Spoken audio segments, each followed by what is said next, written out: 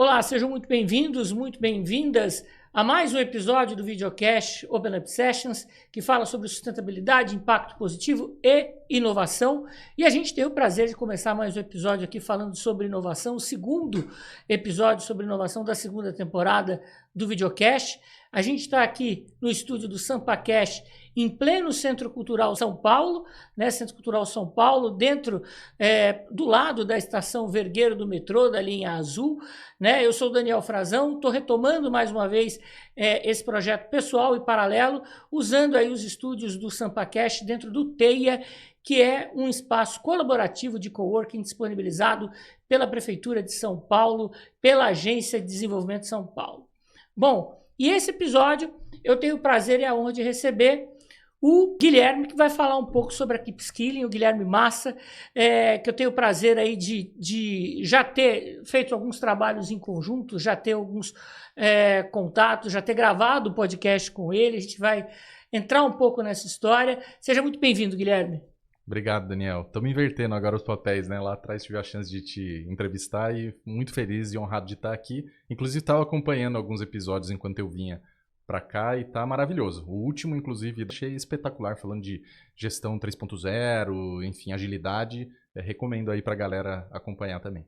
Legal, super obrigado mais uma vez pela sua presença e queria aproveitar já, né? Eu acho que para trazer uma apresentação sua, você contasse um pouco da sua trajetória, um pouco da sua jornada em inovação, né? E claro, né, tem essa pegada também na comunicação, né? Cara, a minha trajetória ela não é muito linear, na verdade. Acho que é um pouco, de certa maneira, tenho um certo orgulho hoje dentro de estar trabalhando com inovação, de ter sido essas mudanças grandes. Eu sou jornalista de formação na faculdade e começo de carreira, mas no começo da carreira sempre caí no digital, dividindo o tempo entre o editorial e desenvolvimento de produtos. Então, meio que minha vida foi migrando ali para TI.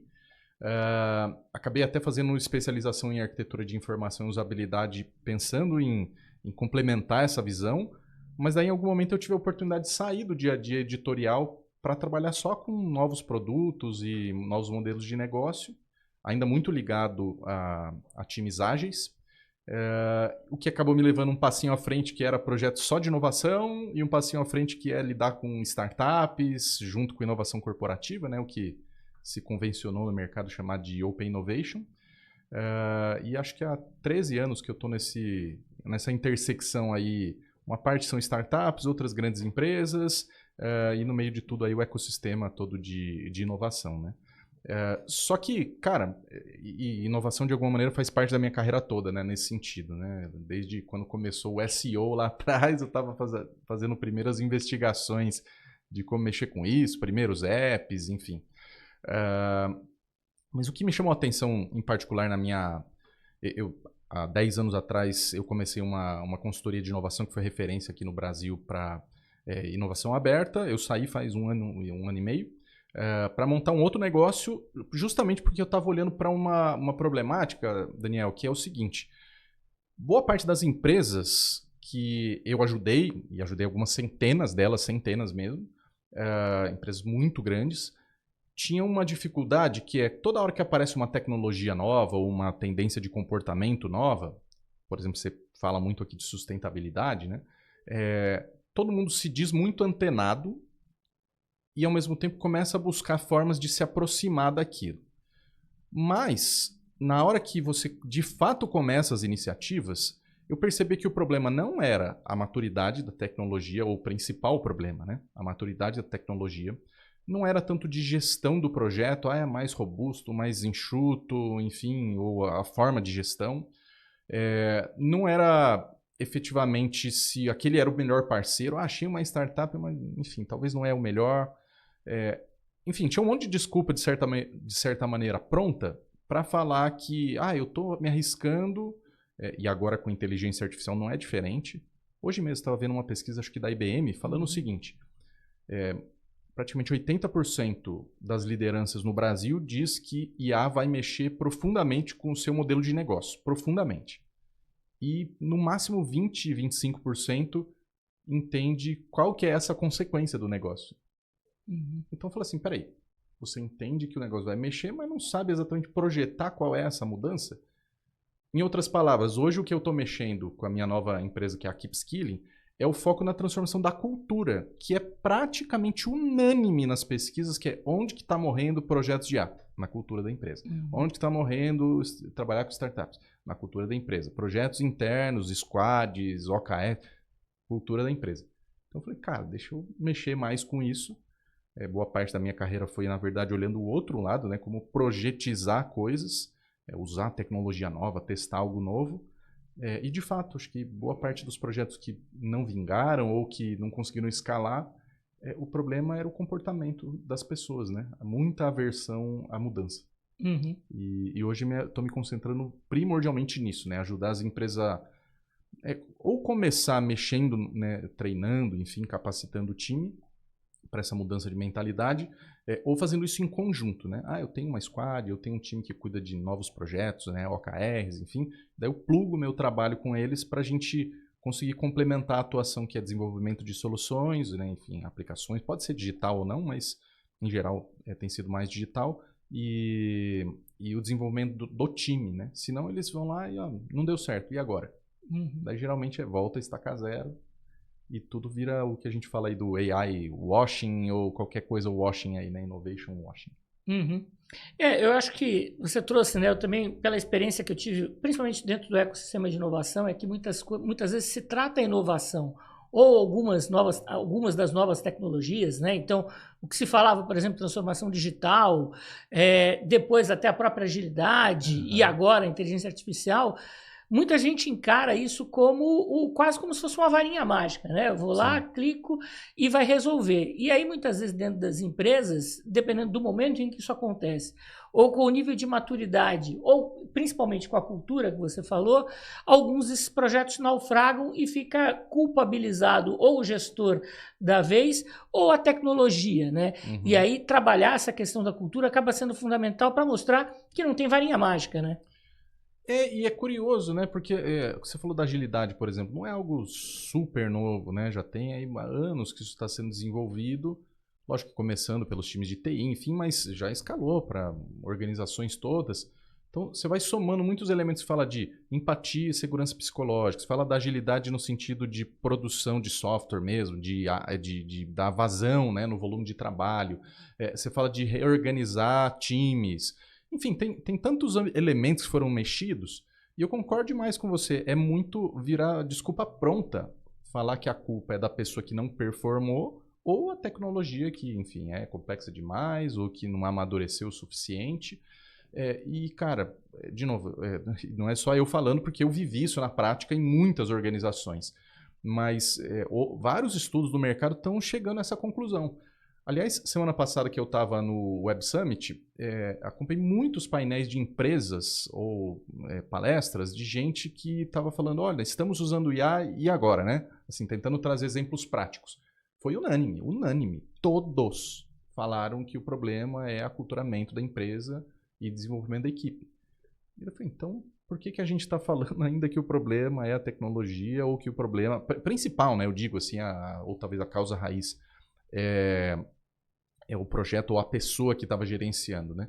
O que me faz pensar que muitas vezes essa aversão a risco, na verdade, é que todo mundo entende que inovação tem risco, mas na hora que ele aparece, dá medo, né? Uhum. E a galera espana, né? Foge, ou enfim, no ambiente de organizações maiores, geralmente tem uma culpabilização, e a gente vai precisar repensar todo o sistema. Não à toa se fala tanto de propósito hoje, e isso se conecta com várias outras agendas, né? Mas pelo menos do ângulo que eu estou atacando, de inovação e transformação, vai ter que ajudar o pessoal, de fato, a saber conviver com essas ambiguidades. Então, sim, vários projetos vão dar errado, mas em que estágio que eles estão?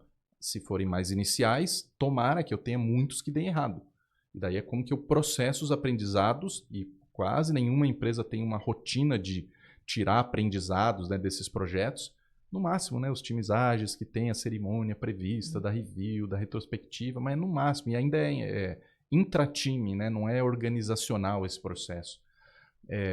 Então, de alguma maneira, tem muito que se repensar as estruturas das organizações de como elas vivenciam, não é como elas encaram inovação, é como elas de fato vivem isso, né? Tem risco? Como é que eu lido? Tem imprevisibilidade, tem ambiguidade? Como é que eu lido, né? Agora acho que é um pouco dessa... Lógico que IA tem uma proporção grande do que a gente está vivendo, mas assim, de mudança, de potencial. Mas talvez eu sou um pouco gato escaldado, né? Peguei outras ondas de quando começaram as fintechs no Brasil, de quando começou a lidar com IoT, de quando começaram a blockchain, enfim, várias outras tecnologias. E tem muito desse momento de desconhecer, né?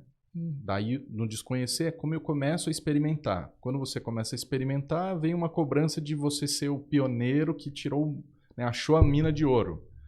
E acho que muitas vezes esse momento aqui de desconfiança, né, é o que mata muitas empresas, né? Elas ficam ali, elas de fato não se arriscam mais porque o primeiro pezinho que ele coloca, tá muito gelada a água, é melhor voltar para trás, né? Uhum. Ouvindo você falar, e principalmente sobre essa questão da cultura, né, me vem aquela clássica frase, acho que do Peter Drucker, que fala, né, que a cultura come a estratégia no café da manhã. E muitas vezes a cultura pode comer a inovação antes dela nascer, né? Então, e isso está muito na liderança e nessa perspectiva que a liderança tem de, primeiro, né, deixar de lado essa aversão ao risco, mas também entender como incorporar, até do ponto de vista de estrutura, né, Sim. essa cultura dentro das organizações, né.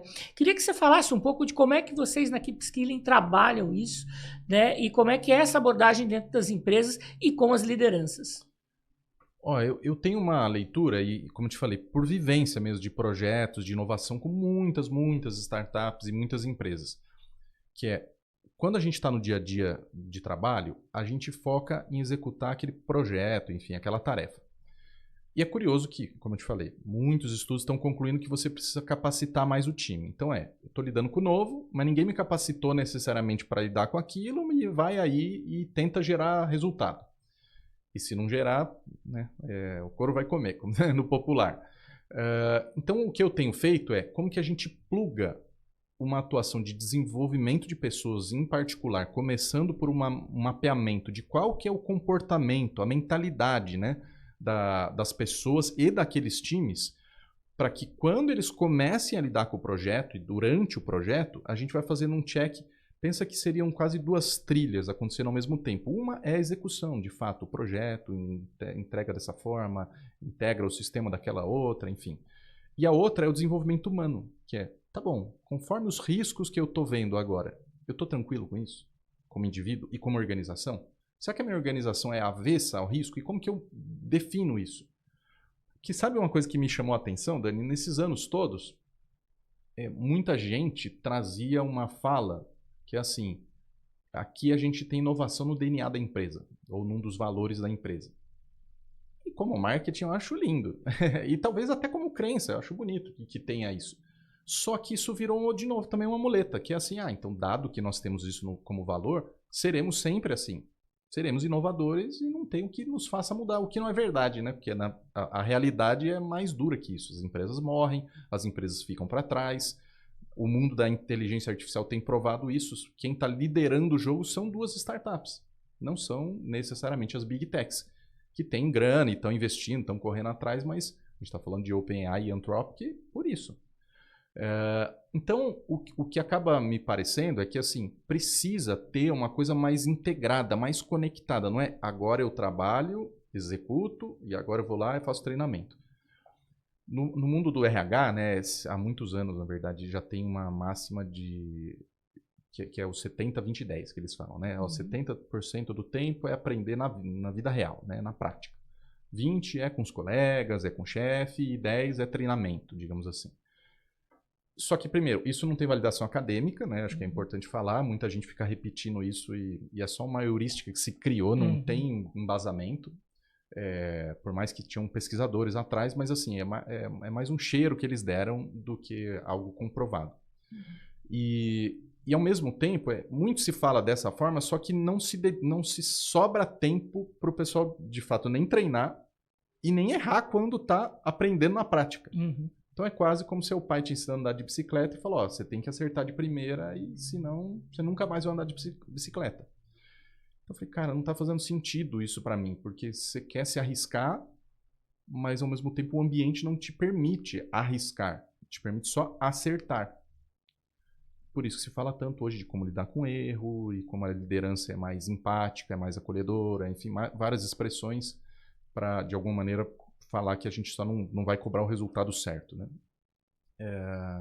Então, dentro da Keep Skilling, hoje o que eu estou fazendo são formas de plugar o trabalho na execução, para que não pareça assim que, então agora eu vou ser separado para treinar só, e nem que então vamos fazer projetos especiais, ou projetos paralelos, ou projetos fictícios para treinar, né, sobre inovação. Não, vamos fazer na vida real, com as situações reais, e a gente trabalhar ao mesmo tempo o seu desenvolvimento das hard skills e do que seria, hoje eu falo de soft skill, mas tem vários nomes, né? Power skill, brain skill, etc. Mas essas coisas se somem. E daí, de fato, a gente consiga aferir qual que é o comportamento que mudou e qual é a cultura. Tanto é que hoje uma das coisas que eu faço no começo e no final dos projetos é um assessment. Todo mundo vai lá e responde para ver a mentalidade mudou e onde mudou e como isso está impactando o projeto ao longo do tempo. Que eu acho que esse é um ponto importante, né? Medir, porque é uma cobrança que se faz muito da inovação, né? Os projetos de inovação, mesmo com startup ou internos, né?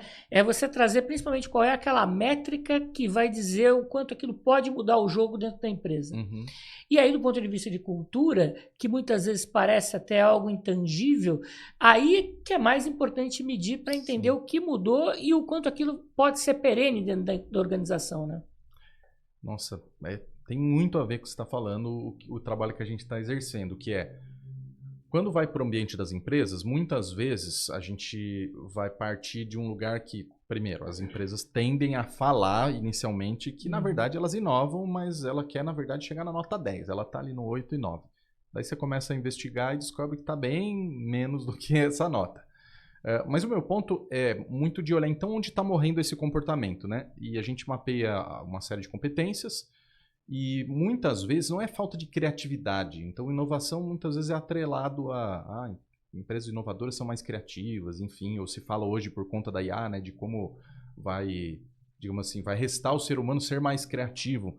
Mas eu não tenho constatado que o problema maior é falta de criatividade. Hoje o problema maior tem sido, por exemplo, falta de autonomia.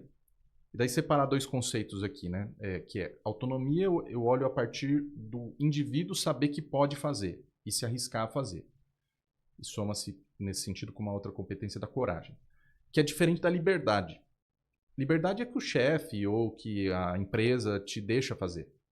Agora, se a empresa, vamos falar do movimento do ágil, né? Como você falou aqui e no outro episódio também foi falado bastante. Se já está se falando do ágil, ou se no RH já está se falando de uma liderança mais coach, ou de uma liderança mais próxima, que serve, né, os colaboradores, então por que na hora que o funcionário, você fala assim, vai lá e faz, ele não faz? Ou então ele faz, mas você não percebe que ele está de fato se jogando naquilo? Ou por que o chefe fala faz, mas na hora que você precisa dele aqui no dia a dia, você puxa e tira ele daquilo que ele foi fazer? Então, muitas vezes, a autonomia de fato empoderar as pessoas e elas de fato abraçarem aquilo tem sido um dos problemas. Porque você fica com uma disputa de agenda, você fica com um julgamento de, mas você foi lá tocar esse outro projeto e a gente está aqui precisando de você. Eu acho que, nesse sentido, ter vivido tantos anos no mercado de empreendedorismo, né, de startups, mostra como é muito diferente, né, o ambiente corporativo do ambiente empreendedor, onde você pega os fundadores, mas geralmente o começo da estrutura, né, os primeiros funcionários, todo mundo bota para fazer, entendeu? Você não tem muita ressalva do limite dos papéis, bora fazer. E no ambiente corporativo a gente vai meio que se moldando e cristalizando uma cultura, né, um comportamento repetitivo, de que tudo precisa de bênção. Tudo eu preciso de alguém que aprove e desaprove, ou que as pessoas achem algo sobre o que eu estou fazendo. E elas deveriam achar a partir do que você falou, desse indicador, né? Foi lá e deu certo. Mas como que você vai medir se deu certo? E é curioso, né? Peguei tantos projetos que muitas vezes mal se combinou o que era dar certo. E é difícil mesmo, porque hoje em dia os sistemas são muito complexos, né? De repente você mexe numa peça e muda o carro todo, né? O comportamento do carro todo. Só que falta digamos assim, essa resiliência, né, para as mudanças nas empresas, de que se eu estou experimentando, vai ter muita incerteza. Se tem muita incerteza, eu não tenho esse único indicador certo que vai garantir tudo. Vou ter que arriscar, né, e daí é muito mais sobre o aprendizado por um período de tempo. Conforme vai amadurecendo, vai ficando mais claro. Olha, eu queria, na verdade, melhorar a qualidade do som. Eu queria melhorar a qualidade das respostas para o cliente na ponta para ter menos, por exemplo, no caso do uso da IA, né? Para ter menos, sei lá, evasão de assinantes, para ter mais satisfação nas avaliações do cliente. Daí vai ficando mais claro, mas o projeto vai amadurecer, tá num grau mais maduro. Quando está mais incipiente, pode ser várias coisas, né? E isso é curioso, porque parece tão óbvio e, ao mesmo tempo, é difícil de fazer e muita gente, de fato, negligencia. Então, por isso que eu tenho que dar uns passos, digamos assim, atrás de... Peraí, então vamos mudar um pouco o comportamento das pessoas e prepará-las para essa incerteza. Para quando elas falarem da transformação e inovação, elas simplesmente saberem que elas estão num lugar novo, né? Num terreno diferente do dia a dia. E dedicar tempo para isso mesmo, né? Uhum.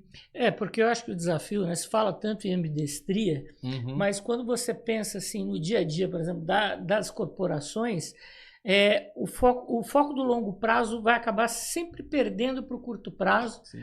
Principalmente quando o desafio do curto prazo é mais evidente, né? Então a empresa precisa gerar um resultado ou não atingiu algumas metas anteriores, e isso acaba tragando as pessoas desse desafio da inovação. E aí se entra dentro daquela divisão de eu vou ter um pedaço da equipe que vai olhar para a inovação no longo prazo, e aí muitas vezes você não combina quais são esses indicadores e metas de sucesso, e uma outra parte da empresa que vai tocar o dia a dia, o arroz com feijão, o curto prazo, né? Para ser sincero, eu acho que existem muitas formas de orquestrar isso. Pode ser separando mais gente, pode ser tentando integrar mais o dia a dia. Não tem ninguém que conseguiu comprovar ainda o modelo único vencedor. A questão, e acho que é o mais, pelo menos a minha vivência tem sido essa, né? Eu já pergunto em algumas palestras há alguns anos e estou compilando esses dados para onde que está morrendo de fato a inovação. Na cultura. A cultura quer dizer o que na prática? É tempo. É bem o que você falou, peraí, mas se o dia a dia ou o curto prazo está me puxando, então não tem tempo para outra coisa. Se for falar a minha metáfora é sempre de falar de exercício físico, ou se cuidar bem da saúde, vira o ano, todo mundo, não, esse ano eu vou fazer atividade 3, 4 vezes por semana, eu vou comer melhor. Começa o ano, você vai largando. Ou uma parte da galera vai largando, né? E muitas empresas fazem isso. Esse ano, de fato, a gente vai inovar mais, a gente vai ser mais dedicado, né? Mais resiliente. E o dia a dia vai largando. Então, tem morrido no tempo. Tempo de dedicação mesmo para a coisa. E daí fica um negócio que a gente tem cultura de inovação, ou tem DNA de inovação, tem um valor aqui que é inovação. Tá, mas no dia a dia não usa, então esse valor não serve para nada. É só uma coisa na parede, ou enfim, é um discurso que a gente repete, mas que não é a rotina. Então precisa trazer isso mais para a rotina. Eu tendo a achar que esse movimento da IA, de alguma maneira, provocar muito uma questão de substituição ou redimensionamento do nosso trabalho cotidiano, pode ser um vácuo ali, uma brecha, para a gente perceber que é verdade, o nosso dia deveria ser ocupado também com inovação. Também, todos os dias, ser algo rotineiro, parar para pensar nisso. E não quando der tempo, não quando eu pensar no plano estratégico, separar algumas pessoas e vamos ver no que dá. E qualquer coisa tem aqui a nave-mãe tocando, né? Não, as empresas que... aliás, também tem estudo sobre isso, né? A BCG já tem alguns anos monitorado empresas mais inovadoras e fala, olha, empresas com compromisso de inovação e resultados de longo prazo têm alcançado rotineiramente resultados superiores ao resto. Vai falar, mas deve ser só... Não, é fato. Então, de novo, o que está morrendo não é constatação de que dá resultado. Constatação é a falta de tempo. Que dá para chamar de indisciplina, que dá para chamar de mindset errado, dá para chamar de muitas coisas. E é por isso que a minha missão hoje com a Keep Skinning é ajudar as empresas a olhar mais para isso, com mais seriedade, né? Já que vamos discutir trabalho, vamos discutir o quanto a gente aloca tempo para transformar. Se não alocar tempo, não tem mágica. Ainda não tem Ozempic da inovação. É verdade, é verdade. Esse é um ponto, isso é principal, entender isso, né? Não tem mágica, não tem Ozempic, não tem caneta. Uhum. Né? E aí, eu queria entender um pouco como é que chega essa demanda das empresas para, assim, quero ter uma cultura mais inovadora, quero ser uma empresa mais inovadora, quero apresentar um resultado X de novos produtos ou novos negócios em Y tempo. Como é que tem chegado para vocês isso? Olha, eu gostaria que chegasse mais orientado, mais brifado, mas em geral é bem, vamos falar assim, meio caótico mesmo, né? Eu estou sentindo uma premência aqui, uma demanda por transformar o negócio. A gente tem uma agenda aqui de implantar IA. E daí começa a se somar muitos elementos. É uma parte de governança, de como fazer isso de uma maneira escalável, estruturada, com compliance. Outra é mais estão falando aí que tem que usar tecnologia, vamos sair usando loucamente. Outra é uma questão do repensar o trabalho dos times, né? A quebra dos silos, a integração entre as equipes. Enfim, acho que tem sido por vários incômodos, e daí tem sido um pouco do meu papel ajudar o pessoal a, peraí, vamos escolher algumas das brigas do por onde começar. Que acho que parte do que eu estou fazendo também, Daniel, é assim, como eu te falei, a minha vivência passou também por times ágeis. E muitas vezes tinha a ver com ágil igual a implementar software. E daí você fica só preocupado com projeto, com execução. E o que eu estou tentando fazer é como que, em paralelo a isso, de fato, a gente mude comportamento. Porque o software pode dar errado, ou a gente pode descobrir que, cara, agora eu não preciso mais disso, agora mudou o cenário, agora isso aqui a IA faz, ou agora, sei lá, a gente vai simplesmente abrir mão dessa parte. Então, como que o comportamento prevalece para que o time continue subindo a barra para criar coisas mais interessantes para o mercado ou para a operação. E muitas vezes o que acontece é o contrário. O time, na verdade, vai sendo esmagado, porque assim, cada vez que erra, você é pressionado, cada vez que erra, você é colocado num lugar de questionamento, e a gente está indo cada vez para um lugar mais complexo. Então, assim, eu preciso ajudar as pessoas a viver, né, até as vitórias ali no dia a dia, para falar, realmente estamos mudando o comportamento. Então, parte do que eu tenho feito de método é usar sprints que, se você desenvolve não só o que você tem que resolver lá da sua área, né, o desafio em si, mas como que essas sprints evidenciam a construção de skills.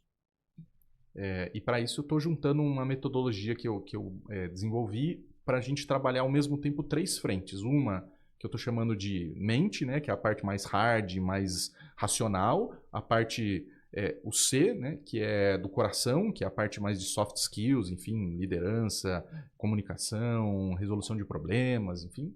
E a última que é olhar para os desafios reais. Então, não é nem a coisa do, olha, vamos ficar testando aqui um monte de coisa, e nem, olha, só coisa que dá resultado imediato.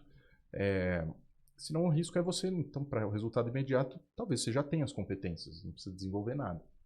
A pergunta-chave que eu coloco para as empresas na hora, né, voltando para o começo da tua pergunta, me conta por que a empresa não cresce mais. E daí ela vai começar, tem isso, tem aquilo outro, e vira um mapa grande. Daí no movimento ágil a gente tem que, né, pegar um pedaço para começar a fazer. Não tem, de novo, varinha mágica que resolve tudo. E daí vai fazendo essa escolha. Então, olha, eu quero desenvolver resiliência. Então, tá bom. Como que a gente, dentro desse projeto real que você está vivendo, nós vamos desenvolver resiliência? Eu quero uma mentalidade mais transformadora, que as pessoas sejam mais propositivas, que o time seja mais inquieto, que teste coisas novas. Então, tá bom, vamos pegar isso e dentro do que você já está fazendo, vamos fazer. Não, preciso, e em alguns casos, sim, estou atuando também com desenvolvimento de novas soluções, enfim. Como te falei, muita gente preocupada com o uso da IA, né? E eventualmente estão criando realmente um time em paralelo, uma squad, etc. Mesmo assim, como que a gente cria esse ambiente em que a pessoa está desenvolvendo o projeto, mas está notando o desenvolvimento de competências por decorrência da mudança de cultura? Uhum. Sim, até pegando, por exemplo, a IA, né? Eu acho que eu já vi muito CEO que adora IA, fez a empresa comprar licença para todos os colaboradores, ou tem a sua IA já dentro de um pacote ali para usar e fica uma coisa quase como solta, né? Não existe uma gestão daquilo, existe, não, legal, todo mundo pode usar, mas ninguém sabe como usar e como aquilo pode gerar resultado. Aí você vai encontrar algumas ilhas ali que vão aplicar talvez a IA no atendimento ao cliente e por aí vai. Então, assim, é meio que também ajudar, né, fazer um papel meio que quase que de cicerone em relação a essas novas tecnologias para a realidade da empresa, né? Mas daí sabe uma pergunta que eu acho pertinente? Que é assim, eu concordo com a tua fala, e daí, será que o problema é falta de conhecimento técnico sobre o que fazer com essa tecnologia? Então, olha, é melhorar o atendimento ao cliente, é resolver uma parte operacional, deixar de preencher um monte de planilha. Então, é técnico. Logo, dê um banho de loja o quanto antes e faça as pessoas saírem usando a ferramenta de várias maneiras para ampliar o repertório. Ou é uma questão de comportamento, que é, olha, use, mas com responsabilidade. Responsabilidade é técnica, uma competência técnica. Use, mas com criatividade. Mas criatividade é uma competência técnica. E daí as pessoas começam a falar, peraí, mas então, como é que usa exatamente, né? Ou como que eu... e acho mais interessante, como que eu atesto que eu estou evoluindo no uso? Porque pode ser que a pessoa está usando um monte e a empresa vai olhar e falar assim, não, mas isso aí que você está fazendo não pode, não. Isso aí que você está fazendo só funciona para a sua área. Isso aí que você está fazendo não funciona no contexto da integração com os outros sistemas. E a pessoa fala, então eu fiz errado, perdi tempo. E daí é que eu falo da mudança de cultura, né? Fala assim, então, pô, é esquisito, porque por um lado você incentiva e do outro você castiga quem tentou, né? É por isso que a cultura de inovação precisa de alguém apoiando um olhar se de fato a cultura está mudando. Não só se eles estão testando um monte de coisa. Vai ter uma pilha lá, quem não tem em casa lá um telefone velho que você não usa mais, que, sei lá, um computador que não funciona, vai ter um monte de equipamentos que eles ficam obsoletos. E as tecnologias nas empresas são isso. São, digamos assim, legado. Por outro lado, é assim, o comportamento das pessoas não pode ser legado. A gente tem que evoluir e descartar as coisas que não servem mais. Só que a gente não faz isso. Nas empresas, muitas vezes é assim, não, mas aqui a gente continua fazendo desse jeitinho. Só que coloca um tempero de A em cima. Então, nesse caso em particular da inteligência artificial, que é ótima e realmente precisa ser olhado com carinho, como te falei, em eventos, em relatórios, está ficando muito claro que onde que isso está morrendo. Não só no teste, mas em particular na hora de buscar o retorno, né, o ROI, na hora de falar de escala, é na cultura. É unânime. Então, está na hora da gente olhar para isso também, né? Não é que não é para olhar para IA. Então, dar treinamento de uso da ferramenta, sim, é importante. Em particular, ela está chamando muita atenção, está evoluindo muito rápido, né? Há um ano e meio atrás, começou a onda dos agentes. Um pouco atrás, do uso do prompt, ou de fazer algumas coisas talvez para marketing, para alguma outra automação. Agora já é o mundo da orquestração dos agentes, da própria pessoa ter um monte de agentes trabalhando para ela. Eu achei até curioso, né, o pessoal usando essa expressão, que você vai ser líder de pessoas e agentes. Mas daí a gente outro dia discute o que é liderança, né? Porque ser líder de agente talvez esteja mais para ser chefe do que... Porque você, enfim, você não tem que fazer coach, né, do ponto de vista de desenvolvimento humano, né? Mas tem que sim pegar os aprendizados, tem que refinar o modelo, enfim. Mas, de novo, tem que começar a gastar energia de fato numa coisa que todo mundo já entender, assim, pelo menos já está claro que é um problema, que é comportamento, não só a limitação tecnológica. E para desenvolver, né, essa atuação junto das empresas, né, e começar a construir essa cultura, queria ter mais ou menos, porque a cultura é algo complexo, né? E a empresa já tem ali, né? Já navega, né? Já dentro de uma cultura, muitas vezes, que já vem de anos, né? A gente tem empresas aí que já estão há muito tempo no mercado e que, ao longo do tempo, tentaram virar essa chave da inovação e começam a perceber que a cultura é importante, né? Quanto tempo, mais ou menos, isso acontece de fato? Como é que vocês monitoram isso? Também, claro, tem a questão das pesquisas, mas não sei se... Aí provavelmente não tem uma fórmula, mas só para ter uma ideia também da complexidade e do tempo que isso leva, né?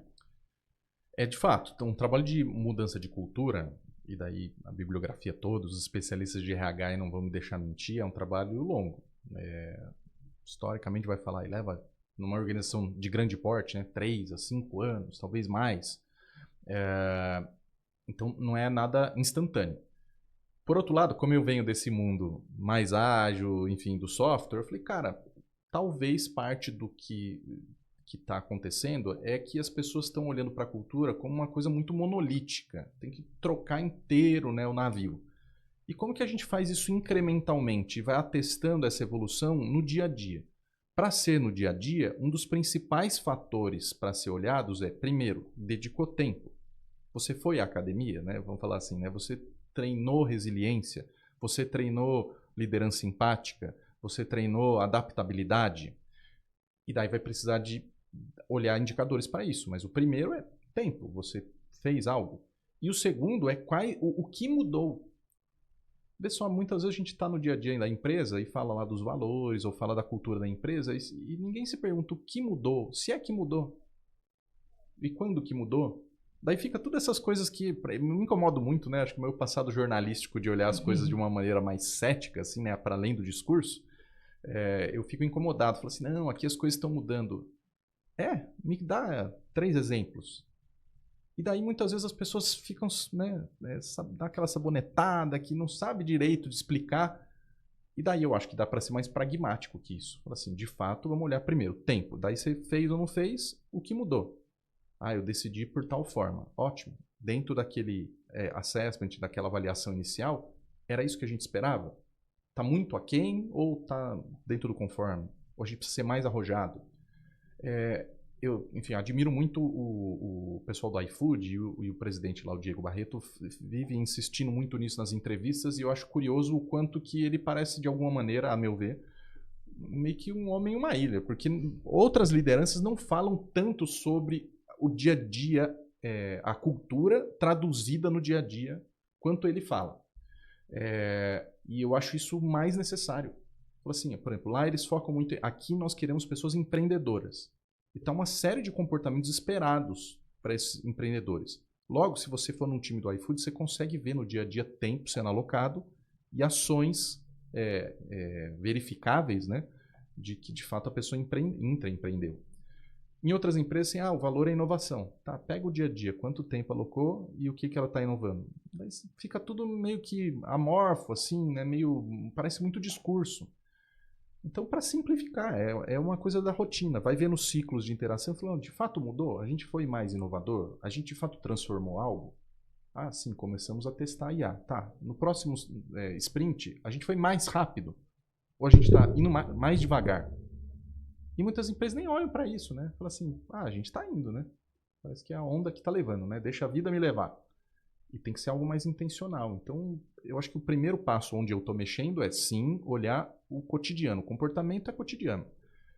Depois a gente começa a olhar construções maiores de quais são os símbolos, quais são os valores, e que de alguma maneira se encontra muitas vezes com o trabalho que o RH puxa, com um trabalho, muitas vezes até de planejamento estratégico, né, para onde a gente quer levar a empresa. Mas para não ficar uma coisa que, de novo, fica difícil de você saber, está surtindo efeito? Tá bom, vamos olhar no dia a dia. De fato, tem tempo. Tem uma informação que eu pergunto para muitos executivos de nível de gerente sênior até C-level das empresas, quanto tempo numa semana típica você dedica para inovação?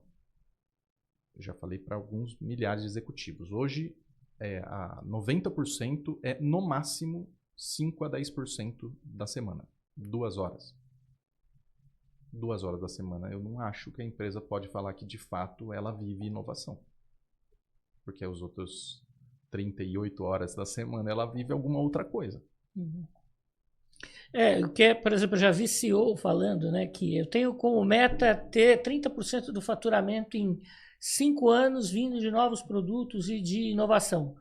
Mas aí a questão tá, né, o quanto o negócio também está voltado para alcançar esse objetivo dos 30% do faturamento, né? Uhum. Então, e isso se constrói no dia a dia, né? Não vai ser em 2 horas, né? E olha só, é por isso que eu falo que eu sou meio cético com o discurso, porque se eu pego essas mesmas empresas, muitas vezes elas falam assim, não, porque inovação, transformação, IA, vamos usar vários nomes aí, tá na agenda. Mas eles falam no sentido de estar na agenda estratégica, é uma coisa intelectualizada, né? Quase filosófica, né? De que queremos ir até lá. E agora a gente tem que transformar em algo exequível, que é o lance da estratégia. Só que muitas vezes continua nesse plano das ideias. A estratégia é tão simples quanto essa semana nós vamos dedicar energia em quê? E acho que o mundo da agilidade, nesse sentido, ele é bem mais pragmático com isso. E, infelizmente, as empresas foram pegando só pedacinhos do que importava, né? Então, assim, o que importa nessa semana? Importa ser mais empreendedor, importa ser mais inovador. Então, tem que separar tempo para isso. E daí, a partir do tempo, eu vejo a forma que eu vou acessar isso. Será que agora o problema é que, para conseguir essas novas receitas, eu preciso investigar mercados novos? Então, peraí, separa tempo para investigar mercados novos.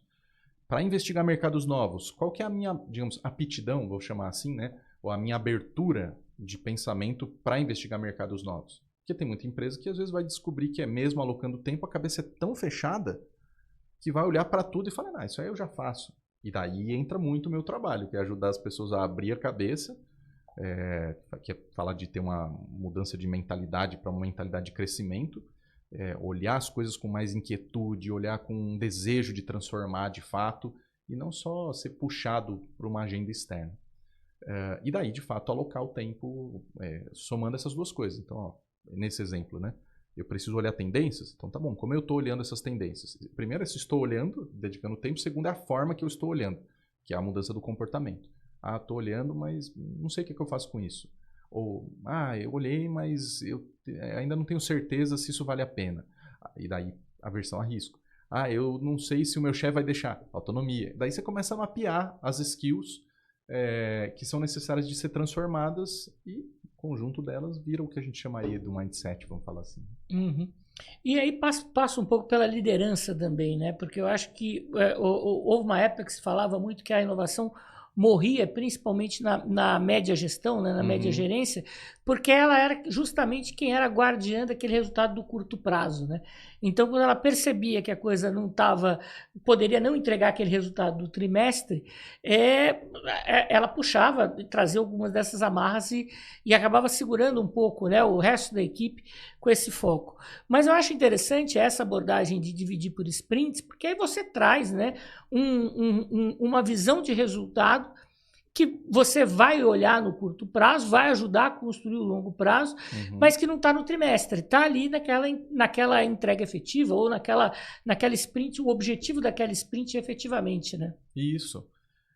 Porque daí fica tangível, né? Não fica algo que as pessoas, de novo, lembra que eu te falei assim, me conta 3 exemplos de o que está mudando? A pessoa vai ter na palma da mão, ela vai saber dizer com muita clareza. Hoje não acontece isso porque, de fato, as pessoas não mudam e não mudam porque não dedicam energia para isso.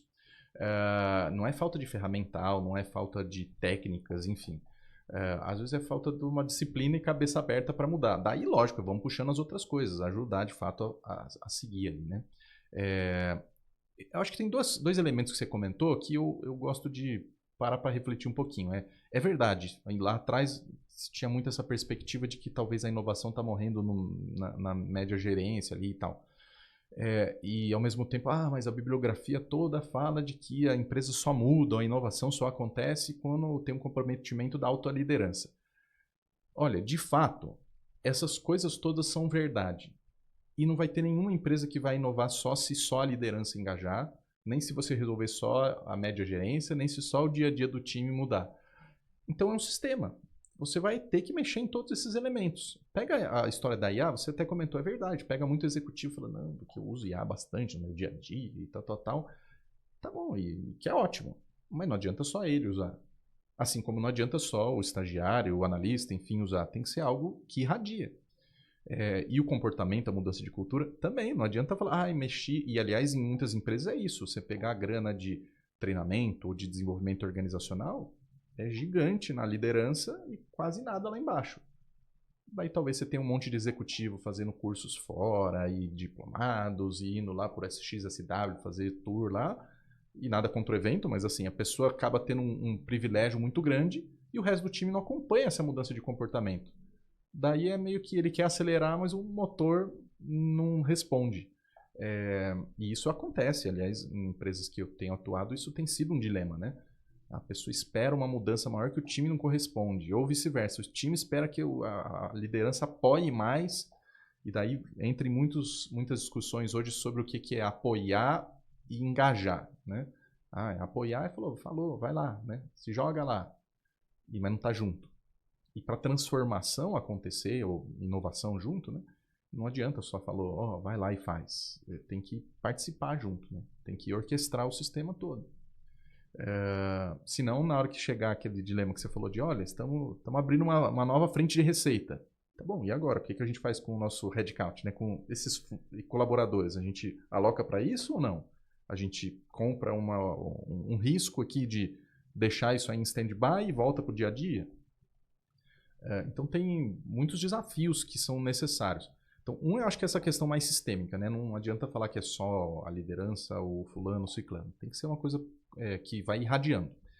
E o segundo é o que você falou da expressão de liderança ambidestra, né? Que eu entendo por que ela existe, ela é fundamental, mas eu não gosto da expressão ambidestria em si, porque a gente está aproveitando o clima de Copa, né? Ambidestria vem dessa coisa da pessoa escreve com as duas mãos, chuta com os dois pés, né? Mas no fim ela faz a mesma coisa de dois jeitos. Uhum. E eu acho que tem mais a ver com valências, né? Ser polivalente, a pessoa que, né, completo como o Pelé, faz gol de cabeça, faz de falta, enfim. E lidar com a inovação e o dia a dia é meio que ambivalência. Você conduzir uma empresa para experimentar muita coisa, para testar muitos modelos de negócio, é uma série de competências e mentalidade totalmente diferente. Você pegar a galera, e com todo respeito, a galera do Six Sigma, que está lá no Lean, no chão de fábrica, buscando eficiência e tal, eles inovam, claro, mas muitas vezes o que está por trás disso vai ser uma repetição de padrões que funcionam.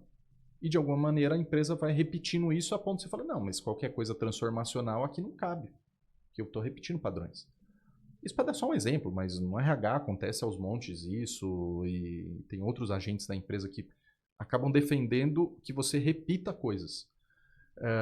Então, por isso que eu falo que é ambivalência. Preciso de um conjunto de competências, de ambiente, de preparo para falar, agora vamos jogar desse jeito. Agora estamos falando de inovação talvez mais disruptiva. Então, é outro conjunto de elementos aqui, de cultura, de ferramentas, de métricas, de pessoas, de skills, para esse momento. Passou daqui, outro conjunto de coisas.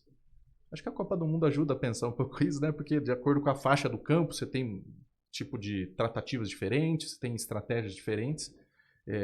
E o jogador que só toca de lado é o que a gente está de saco cheio, né? Então, parte do que eu quero ajudar as empresas é saber ter essa ambivalência, né? Mais do que ambidestria, de fazer, que eles falam assim, com as duas mãos ali, enfim, né? Pensar o lado direito e esquerdo. Mas não para repetir o que eles já fazem. Seja mais criativo, mas fazendo mais do mesmo. Ou seja, repetindo o modelo de negócio, repetindo o que você gerar de valor para o teu cliente, mas agora põe um sabor IA. Não, precisa ser repensado isso. Talvez tenham negócios que vai mudar radicalmente. Uma coisa que eu acho que até é um pouco isso, né, do futebol, né? Hoje a função do jogador não está exatamente na função em si, mas do momento do jogo e o momento do campo que ele está, né? A área do campo em que ele está posicionado vai definir a função. E nas empresas a gente tem um pouco essa visão mais rígida, essa divisão entre tático de um lado e estratégico do outro, né? E essas coisas geralmente não se misturam. E hoje, quando a gente pensa em futuro do trabalho, automação de várias funções, a gente vê uma necessidade também que o colaborador consiga navegar em diferentes frentes para poder entregar o valor de ser humano, né? De não ser um robô, de não ser uma IA. Né? E aí você trouxe o exemplo do intraempreendedorismo também, essa fala do Diego Barreto do iFood.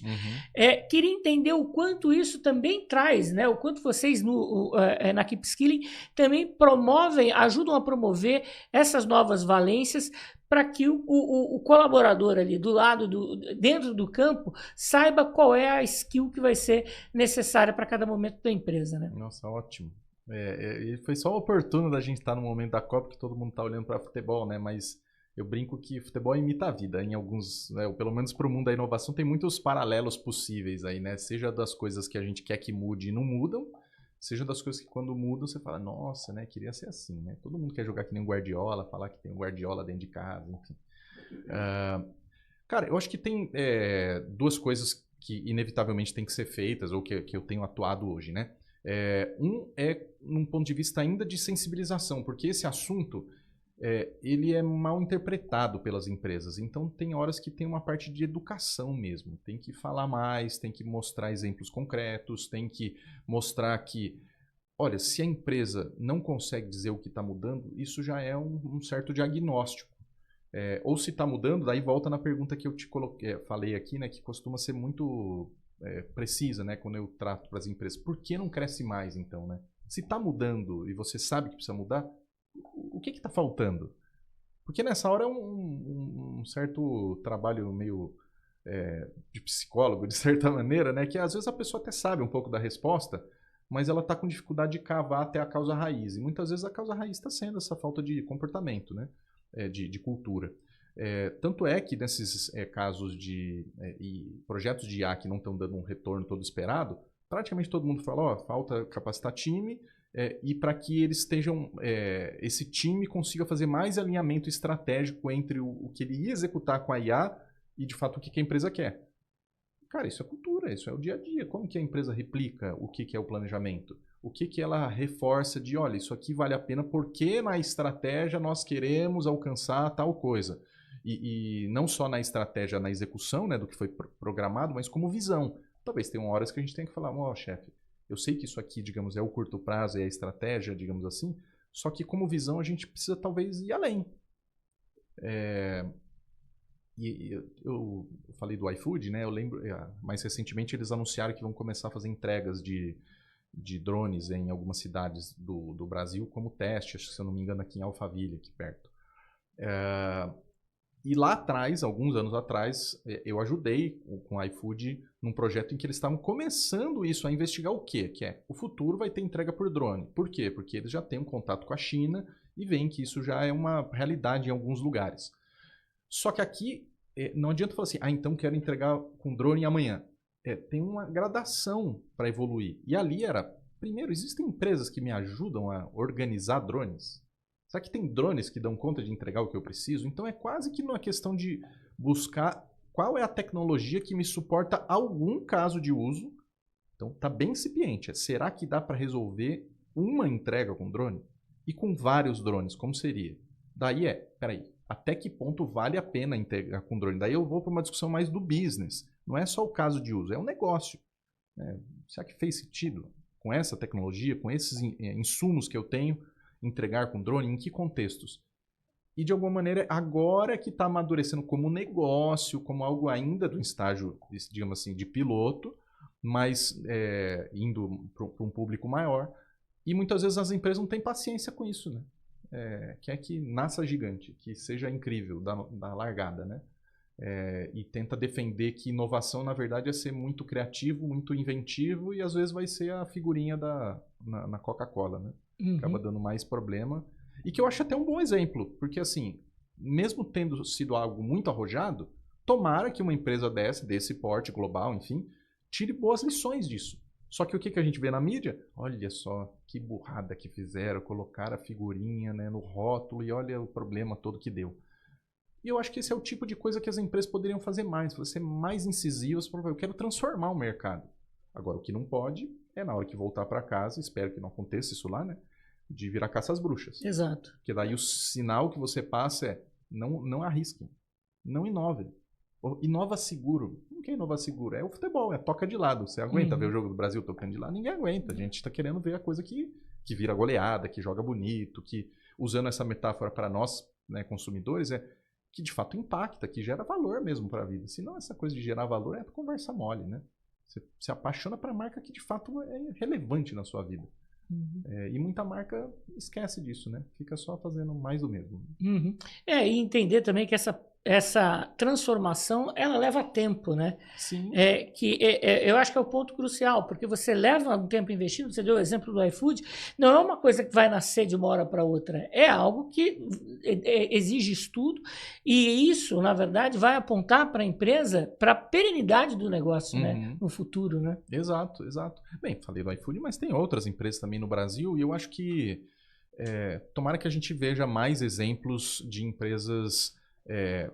e acho que aqui é um ponto central de quando eu começo a atuar com as empresas, que é assim, elas muitas vezes trazem dores, e esse trabalho que eu tenho feito talvez ajude a resolver várias dessas dores, seja de produtos, seja de comportamentos ali no cotidiano. Mas uma provocação que eu coloco junto com aquela pergunta do por que não cresce mais é de qual é essa ambição da empresa. O que chamaria de visão ou de propósito, ou pode dar vários nomes, mas eu prefiro chamar de ambição, que é de fato quando você quer transformar o que está ao seu redor. E eu acho que muitas não estão nem se dando o espaço para pensar nisso. Quer bater meta, quer gerar retorno para acionista.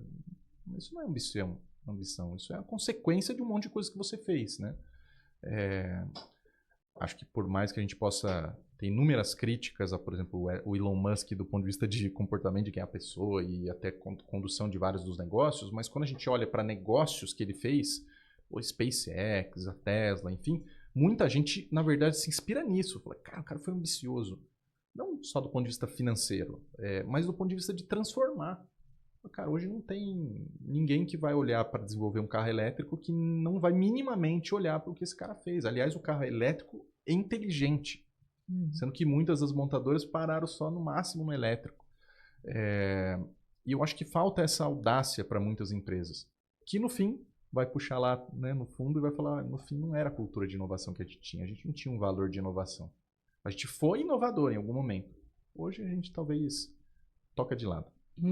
E o toca de lado é entregar o resultado do trimestre, mas sem perceber que muitas vezes aquele negócio no longo prazo pode deixar de existir exatamente por não ter inovado, né? Ou construído essa cultura de inovação, né? Exatamente isso.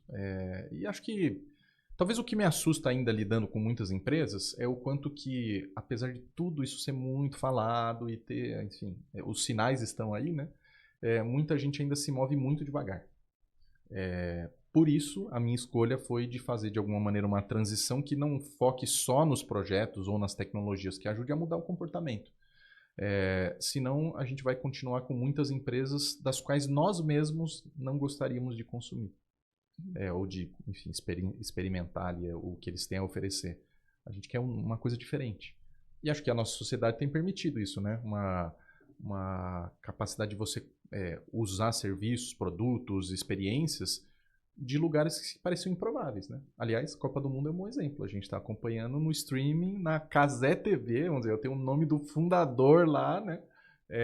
E em vez de acompanhar na TV aberta, enfim, e acompanhando, é lógico que a pessoa escolhe aí onde quer acompanhar, mas digo, são eles que estão transmitindo todos os jogos aqui. Que já é um bom sinal de falar, alguém foi arrojado bastante para falar, o meu streamer aqui, o meu youtuber, pode virar um canal que, cara, olha o tamanho da proporção que ficou. Para rivalizar com um incumbente, com uma empresa dominante, aí, talvez a maior empresa de mídia da América Latina, uma das 5 maiores do mundo, que é a Globo, enfim, mas tem outros lugares também para você acompanhar, enfim. Mas eu acho que muitas vezes é isso, acaba que a gente precisa ajudar as empresas a trazer essa ambição que muitas vezes, de novo, é só uma agenda estratégica, é algo quase filosófico, para algo real, efetivo. E aprender a lidar com os riscos de fazer essa mudança, porque ela é desconfortável mesmo. Ninguém está dizendo que, por exemplo, o meu papel não é deixar menos desconfortável, é a pessoa saber que no desconforto como ela manobra. Porque vai ter erro, vai ter momentos em que o dólar sobe, o dólar desce, a Selic abaixa, a Selic sobe. Tem momentos e momentos. Não é uma coisa linear, né? Mas, ao mesmo tempo, como te falei desde o começo, né? Os dados todos de onde está morrendo estão postos, né? Está morrendo na falta de uma cultura de inovação. Legal. Bom, a gente está se aproximando do final aqui do papo. Se eu pudesse, ficava mais tempo aqui. Mas queria até, não sei se você puder deixar uma mensagem para as empresas assim, que estão procurando construir, serem mais inovadoras, né? Trazerem mais receita da inovação. Se você puder deixar uma mensagem, assim, o que a Keep Skilling pode fazer e o que você acha que pode ser, talvez, assim, um gatilho aí de ação, de atitude em busca desse objetivo. Cara, enfim, obrigado até do espaço, né? Adorei aqui a conversa. E tem um dado que, nesse ano aqui, 82% da alta liderança está considerando que o ritmo das mudanças nesse ano vai ser maior do que no ano anterior. Então, assim, é muita gente percebendo que a coisa realmente está... o jogo está virando muito rápido muitas vezes. E eu acho que esse senso de urgência é fundamental. Então, o meu recado aqui é: não negligencie o ritmo da mudança. E, ao mesmo tempo, faça algo a respeito. Coloque o seu time para ajudar, para colaborar de várias maneiras. Lógico que a Keep Skilling pode ajudar a estruturar isso e organizar, como te falei, esse lado comportamental, cultural e, ao mesmo tempo, as práticas de execução dos projetos, enfim, como escalar essa agilidade, enfim, a inovação e a transformação. Mas eu acho que olhar esses sinais e daí sim conseguir entender, cara, qual é o jogo que eu quero jogar ali? Eu estou jogando para parar na próxima fase, eu quero chegar na final, enfim, que é olhar a ambição. A partir disso, tem muitas ferramentas e muitas formas de você começar a navegar isso. Mas principalmente, né, não negligencie o ritmo da transformação, porque muitas empresas, e eu vivi isso, né, eu trabalhei na Editora Abril, que hoje, enfim, quase que não existe a empresa, né? E muitas vezes a gente acaba tendo um viés muito grande quando está dentro da empresa de achar que, não, mas eu estou numa posição dominante e essas mudanças todas ainda vão demorar, dá tempo de eu recuperar. E às vezes não dá, não. E às vezes vai para um lugar que vai ficar muito difícil o jogo, né? Um exemplo que a gente está vendo hoje de transformação, que é a queda no consumo de bebida alcoólica.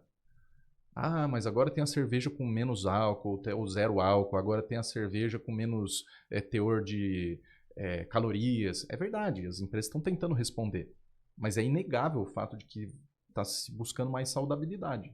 Da empresa do cigarro está fazendo a mesma coisa, as empresas que estão vendo quando eu uso a caneta emagrecedora, muda um monte de comportamento, muda até a companhia aérea.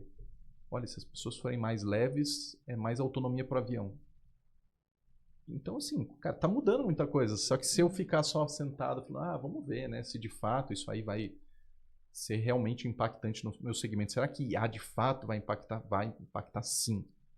Não deixe de fazer alguma coisa a respeito, mas seja incisivo, né? Não faça ações assim só para fingir que está fazendo. Não, super. Acho que a mensagem é bem por aí, não negligenciar o tempo, né? Não perder tempo, porque a mudança ela é constante e ela está cada vez mais rápida, ela está acontecendo cada vez mais rápido, né? Mais rapidamente.